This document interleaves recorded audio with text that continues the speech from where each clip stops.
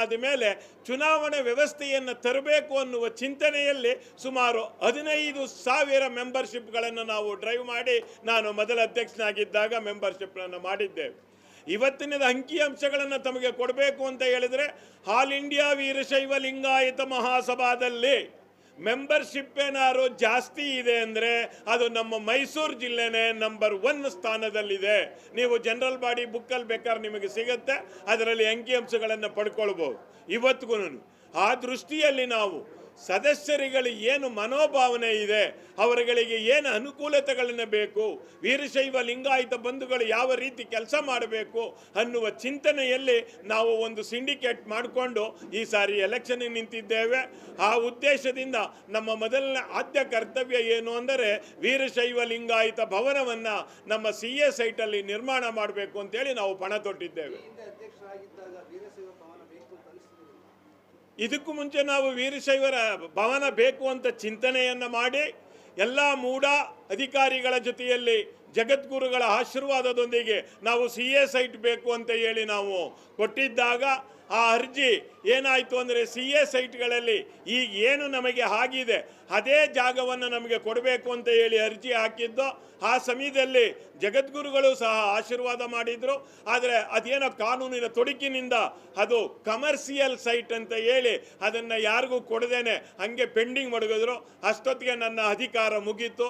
ಆದ್ದರಿಂದ ನಾನು ಅದನ್ನು ಕೈಬಿಟ್ಟಿದ್ದೆ. ಅದೇ ಆದ ತಕ್ಷಣ ಕಳೆದ ಬಾರಿ ಮಾನ್ಯ ಕಾನ್ಯ ಶಿವಮೂರ್ತಿಯವರು ಅಧ್ಯಕ್ಷ ಆಗಿದ್ದಾಗ ಅವರು ಏನೂ ಮಾಡದೇ ಇರೋದರಿಂದ ನಮ್ಮ ಏನು ಈಗ ಟೀಮ್ ಇದೆ ಆ ಟೀಮು ಮಾನ್ಯ ಯಡಿಯೂರಪ್ಪನವರು ಮುಖ್ಯಮಂತ್ರಿಗಳಾಗಿದ್ದರು. ಆ ಸಮಯದಲ್ಲಿ ಮಾನ್ಯ ಅವರ ಸುಪುತ್ರರಾದಂತಹ ವಿಜೇಂದ್ರರವ್ರನ್ನ ನಾವು ಮೀಟ್ ಮಾಡಿ, ಸ್ವಾಮಿ ನಮಗೆ ಒಂದು CA ಸೈಟ್ ನಿವೇಶನ ಬೇಕು ನಮಗೆ ಮೈಸೂರಲ್ಲಿ, ವೀರಶೈವರಿಗೆ ಇಲ್ಲ ಅಂತ ಹೇಳಿದಾಗ ಅವರು ಮಾನ್ಯ ನಮ್ಮ ಕನ್ನಡ ಪ್ರಾಧಿಕಾರದ ಈಗ ಮಾಜಿ ಅಧ್ಯಕ್ಷರಾಗಿದ್ದಾರೆ ಹಂಚ್ಯ ನಂದೀಶ್ ಅಂತೇಳಿ, ಅವರು ಫೈಲ್ ಟು ಫೈಲ್ ತಗೊಂಡೋಗಿ ವಿಜೇಂದ್ರರವರ ಸಹಕಾರದಿಂದ ನಮಗೆ ಆ ಜಾಗವನ್ನೇ ಅದನ್ನು ಕಮರ್ಷಿಯಲ್ ಅಲ್ಲ, ಅದು JSS ಗೃಹ ನಿರ್ಮಾಣ ಹೌಸ್ ಬಿಲ್ಡಿಂಗ್ನವರು ನಮಗೆ ನಾಗರಿಕ ನಿವೇಶನ ಅಂತ ಹೇಳಿ ಮಾಡಿಸಿ ಅದನ್ನು ನಮಗೆ ಈಗ ವೀರಶೈವ ಮಹಾಸಭೆಗೆ ಕೊಟ್ಟಿದ್ದಾರೆ. ಕೇವಲ ಚುನಾವಣೆಗೋಸ್ಕರ ನೀವು ಸಮುದಾಯ ಭವನ ನೀವು ಮುಂದೆ ಇಟ್ಟಿದ್ದೀರಿ. ಚುನಾವಣೆ ತದ ನಂತರ ಆಗಲಿಲ್ಲ ಅಂದ್ರೆ ಏನು ಮಾಡಬೇಕು ಸರ್? ನಾವು ಇಲ್ಲಿ ಚುನಾವಣೆ ಪ್ರಜಾಪ್ರಭುತ್ವದಲ್ಲಿ 5 ವರ್ಷಕ್ಕೊಂದ್ಸಾರಿ ಬರುತ್ತೆ ಹೋಗುತ್ತೆ. ನಮ್ಮ ದೇಹೋದ್ದೇಶ ಯಾರು ಬೇಕಾದರೂ ನಿಂತ್ಕೊಳ್ಬೋದು, ನಾನೇ ನಿಲ್ಲಬೇಕು ಅನ್ನುವ ಮನೋಭಾವನೆ ಇಲ್ಲ. ಯಾರೇ ಬರಲಿ ನಾವು ಭವನವನ್ನು ನಿರ್ಮಾಣ ಮಾಡಿ ಮುಂದಿನ ಪೀಳಿಗೆಗೆ ದಾರಿದೀಪವಾಗಿ ಮಾಡಿಕೊಡ್ಬೇಕು ಅಂತ ಹೇಳಿ ನನ್ನ ಅನಿಸಿಕೆ ಸರ್.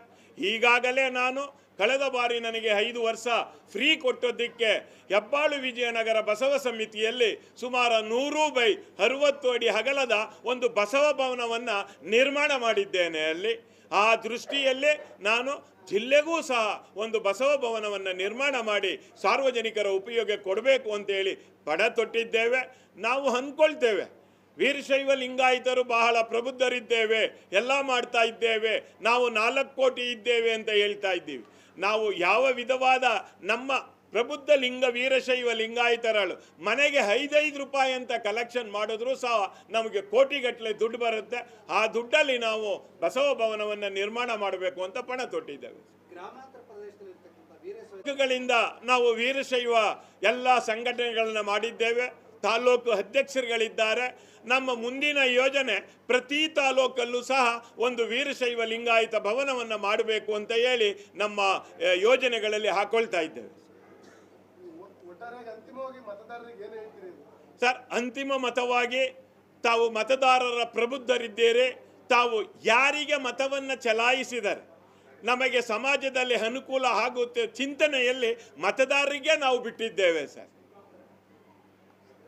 ಸ್ಥಾನಕ್ಕೆ 4 ಅಭ್ಯರ್ಥಿಗಳು, ಅದೇ ಮಹಿಳಾ ಸ್ಥಾನಕ್ಕೆ 17 ಅಭ್ಯರ್ಥಿಗಳು, ಇದೇ ರೀತಿ ಪುರುಷರ ವಿಭಾಗಕ್ಕೆ 53 ಅಭ್ಯರ್ಥಿಗಳನ್ನು ನಾಮಪತ್ರ ಸಲ್ಲಿಸಿದ್ದಾರೆ. ಆ ಚಿಂತನೆಯಲ್ಲಿ ನಾವು ಇಲ್ಲಿ ಬೇಕಾಗಿರೋದು ನಮಗೆ ಮೈಸೂರು ಜಿಲ್ಲೆಯಿಂದ 20 ಜನ ಪುರುಷ ಅಭ್ಯರ್ಥಿಗಳು, 10 ಜನ ಮಹಿಳಾ ಅಭ್ಯರ್ಥಿಗಳು, 1 ಅಧ್ಯಕ್ಷರ ಸ್ಥಾನ ಬೇಕಾಗಿರೋದ್ರಿಂದ ನಾನು ಹಿನಕಲ್ ಬಸವರಾಜ್ ಅಂತ ಹೇಳಿ ನನ್ನ ಹೆಸರು. ನಾನು ಒಂದು ಸಿಂಡಿಕೇಟ್ ಗ್ರೂಪ್ ಮಾಡಿಕೊಂಡು 10 ಜನ ಮಹಿಳೆಯರನ್ನು 20 ಜನ ಪುರುಷ ಸದಸ್ಯರನ್ನು ನಾವು ಇಲ್ಲಿ ತೀರ್ಮಾನ ಮಾಡಿಕೊಂಡು ನಮ್ಮ ಎಲ್ಲ ಮೈಸೂರು ನಗರದ ಎಲ್ಲ ವೀರಶೈವ ಬಂಧುಗಳು, ಮೈಸೂರು ತಾಲೂಕಿನ ಎಲ್ಲ ವೀರಶೈವ ಬಂಧುಗಳು ಹಾಗೂ ಮೈಸೂರು ಜಿಲ್ಲೆಯ ಎಲ್ಲ ವೀರಶೈವ ಲಿಂಗಾಯತ ಬಂಧುಗಳು ತಾವು ನಿಂತ್ಕೊಳ್ಬೇಕು.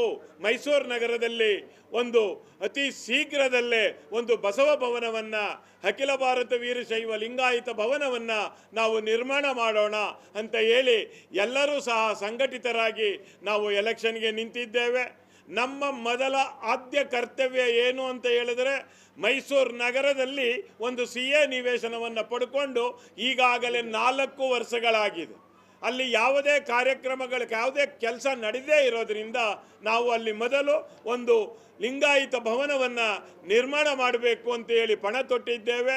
ಅದನ್ನು ಎಲ್ಲ ನಮ್ಮ ವೀರಶೈವ ಬಂಧುಗಳ ಆಶೀರ್ವಾದದೊಂದಿಗೆ ನಾವು ನಿಜವಾಗಲೂ ನಾವು ಏನಾದರೂ ಆ ಬಸವಾದಿ ಪ್ರಮುಖರ ಆಶೀರ್ವಾದದಿಂದ ನಮ್ಮ ಟೀಮ್ ಏನಿದೆ ಜಯಶೀಲರಾಗಿ ಬಂದು 3 ತಿಂಗಳಲ್ಲಿ ನಾವು ಅಲ್ಲಿ ಪುನಃ ಗುದ್ದಲಿ ಪೂಜೆಯನ್ನು ಮಾಡಿ ನಾವು ಒಂದು ಬಸವ ಭವನವನ್ನು ನಿರ್ಮಾಣ ಮಾಡಲಿಕ್ಕೆ ಪಣ ತೊಡ್ತೀವಿ ಅಂತ ಹೇಳಿ ಎಲ್ಲ ವೀರಶೈವ ಲಿಂಗಾಯತರ ಬಂಧುಗಳ ಪರವಾಗಿ ನಾವು ನಮ್ಮ ಏನು ಟೀಮ್ ನಿಂತಿದೆ ಅದು ಆಶ್ವಾಸನೆಯನ್ನು ಕೊಡಲಿಕ್ಕೆ ಇಷ್ಟಪಡ್ತೇನೆ ಬಂಧುಗಳೇ.